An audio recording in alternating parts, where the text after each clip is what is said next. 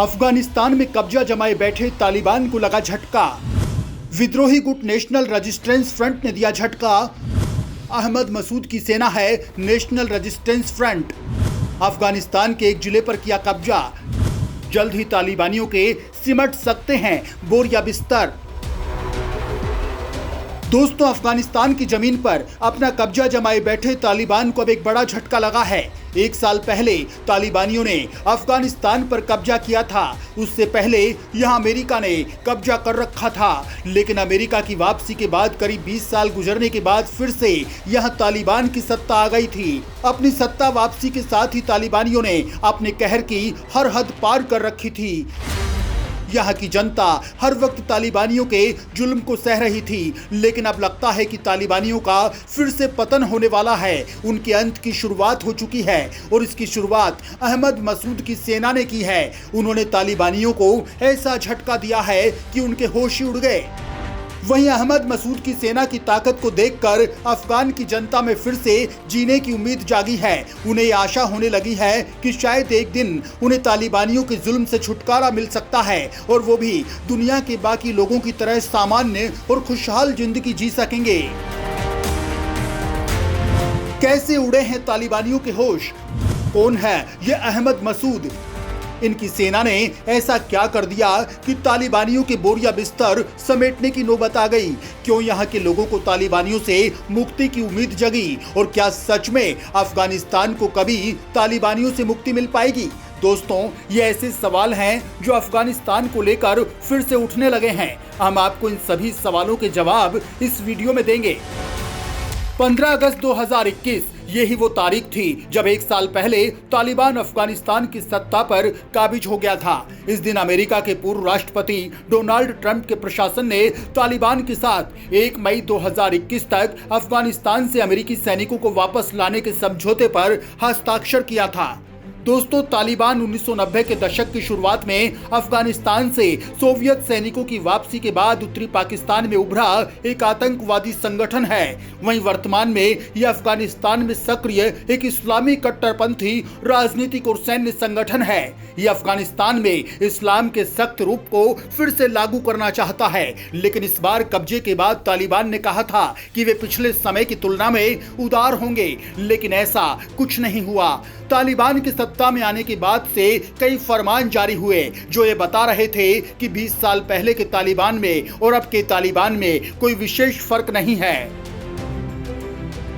तालिबानियों ने फिर से अपनी कट्टरपंथी विचारधारा को अफगान की सत्ता में ला दिया।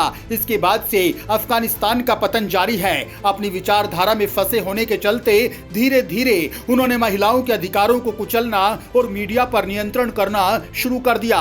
पिछले एक साल से यहाँ लड़कियों की शिक्षा और गरीबी को लेकर कोई काम नहीं किया गया। तालिबान ने महिलाओं के लिए फरमान जारी किया कि वे सार्वजनिक स्थलों पर आंखों को छोड़कर पूरा शरीर ढक कर रखें। यह भी कहा गया कि जब कोई जरूरी और महत्वपूर्ण काम ना हो तो वे घर से बाहर ना निकलें। जुलाई में संयुक्त राष्ट्र की एक रिपोर्ट सामने आई थी जिसमें महिला अधिकारों के हनन की बात कही गई थी। लड़कियों को कक्षा 6 से आगे की शिक्षा हासिल करने की इजाजत नहीं है। दैनिक जीवन में महिलाओं की भागीदारी कम हो गई और कई जगहों पर उनकी सरकारी नौकरियां ही नहीं है। अब सड़कों और बाजारों में हर जगह तालिबान दिखाई देता है। सभी पहाड़ियों पर हथियारबंद तालिबानी लड़ाके तैनात रहते हैं। जगह जगह पर उनके चेक पॉइंट्स हैं। तालिबान ने अफगान लोगों की जिंदगियों पर असर डाला है। संयुक्त राष्ट्र की रिपोर्ट कहती है कि तालिबान प्रदर्शनकारियों, मीडिया की स्वतंत्रता और पिछली सरकार से जुड़े लोगों को निशाना बना रहा है। जुलाई की रिपोर्ट में कहा गया कि 160 गैर न्यायिक हत्याएं की गई, 178 लोगों की गिरफ्तारी हुई और 56 लोगों को टॉर्चर किया गया। इतना ही नहीं, तालिबान राज आने के बाद लोगों के सामने खाने का एक बड़ा संकट खड़ा हो गया।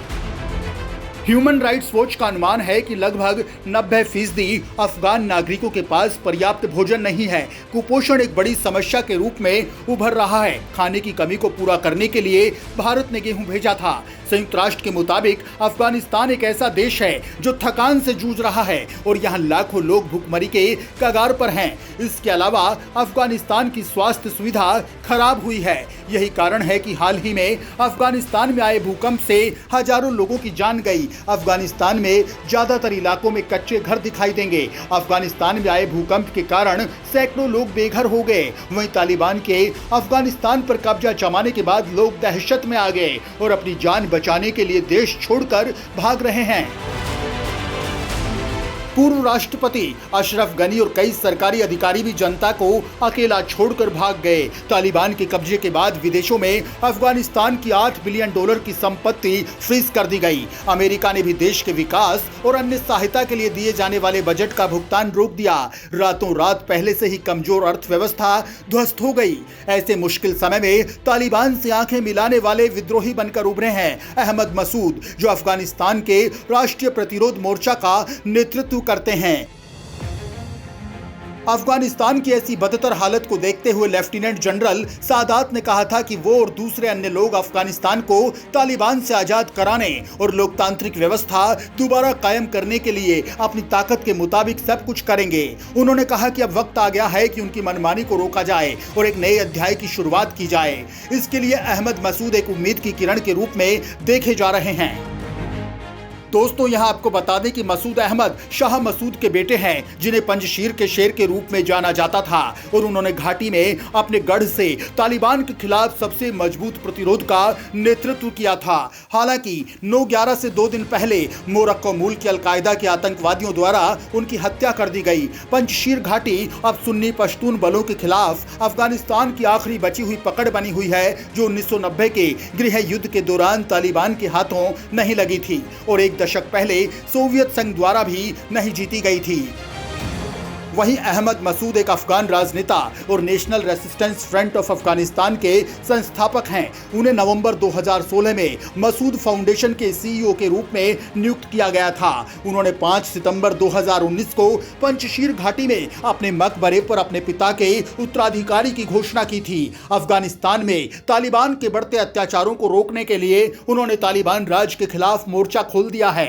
उनकी इस कोशिश का नतीजा है कि अहमद मसूद की सेना ने तालिबानियों को बड़ा झटका देते हुए पहली बार अफगानिस्तान के एक जिले पर कब्जा कर लिया है। इस जिले का नाम शकाय है और ये देश के बदखोशन प्रांत का हिस्सा है, जो तजाकिस्तान की सीमा से सटा हुआ है।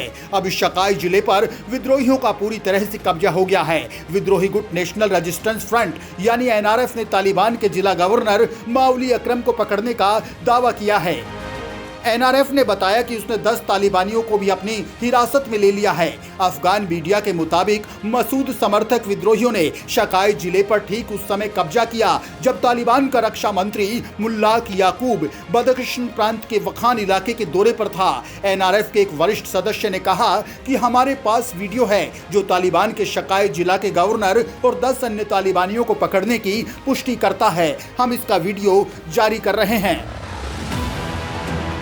दोस्तों, अफगानिस्तान का बदख्शान प्रांत रणनीतिक रूप से NRF के सप्लुई मार्ग के लिए बहुत महत्वपूर्ण है। इसी प्रांत के जरिए NRF के सदस्य पंजशीर और काबुल के उपनगरीय इलाके तक जाते हैं। तालिबान इस प्रांत पर अपना कब्जा बरकरार नहीं रख पा रहे और इसकी वजह यह है कि यहाँ की जनता तालिबान का विरोध करती है।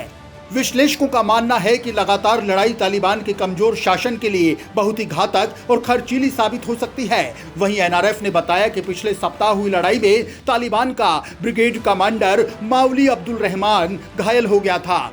इस बीच अब NRF ने एक वीडियो जारी करके दिखाया है कि शाह के जिले का तालिबानी गवर्नर उनके कब्जे में है। इस कब्जे के बाद ये साफ हो गया कि तालिबान को इस प्रांत पर अपना कब्जा बरकरार रखने में बहुत ही मुसीबतों का सामना करना पड़ रहा है। यही नहीं, तालिबान को अभी भी कई प्रतिबंधों का सामना करना पड़ रहा है। यहाँ आपको बता दें कि दुनिया ने तालिबान की सरकार को अभी तक मान्यता भी नहीं दी है।